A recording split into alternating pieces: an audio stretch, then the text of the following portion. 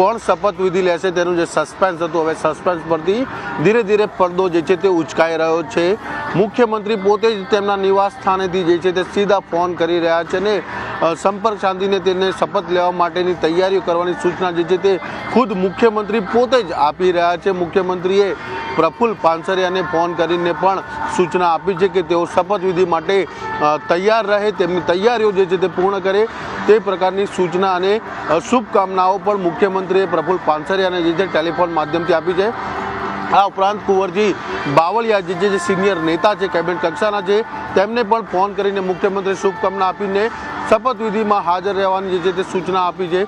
આ ઉપરાંત વાત કરીએ તો લવિંગજી ઠાકોર એક એવું નામ સામે આવી રહ્યું છે કે લવિંગજી ઠાકોરને પણ જે છે તે ફોન જે છે તે આવ્યો છે અને તેઓને પણ શપથ લેવાની સૂચના જે છે તે મુખ્યમંત્રી દ્વારા આપવામાં આવી છે। આ ઉપરાંત સુરતમાંથી કુમાર કાનાણી એટલે કે કિશોર કાનાણીને પણ જે છે તે ફોન આવ્યો છે અને તેઓને પણ શપથ લેવા માટેની સૂચના આપી છે। ઋષિકેશ પટેલ છે, હર્ષ સંઘવી છે, આ તમામને જે છે તે હવે મુખ્યમંત્રીએ ફોન કરીને શપથ લેવા માટે અને શુભકામનાઓ જે છે તે પાઠવીને તેઓને સમયસર મહાત્મા મંદિર પહોંચવા માટેની જે સૂચના જે છે તે આપી છે। એટલે કે ફોન કોલ્સ હવે શરૂ થઈ ગયા છે, એટલે કે કયા નવા ચહેરાઓને તક આપે છે તે જોવાનું રહેશે। કારણ કે લવિંગજી ઠાકોર જે નામ નહોતું તેમ છતાં પણ એક એ નામ જે છે અત્યારે સામે આવ્યું છે। કારણ કે અલ્પેશ ઠાકોર અને સ્વરૂપજી ઠાકોર બે નામ ચાલતા હતા, પરંતુ તેમાંથી હવે સરકારે ક્યાંક સીધી રીતે એટલે કે ભારતીય જનતા પાર્ટીએ સીધી રીતે લવિંગજી ઠાકોરની પસંદગી કરી હોય તે પ્રકારની વાત સામે આવી રહી છે। સૂત્રો દ્વારા માહિતી સામે આવી રહી છે કે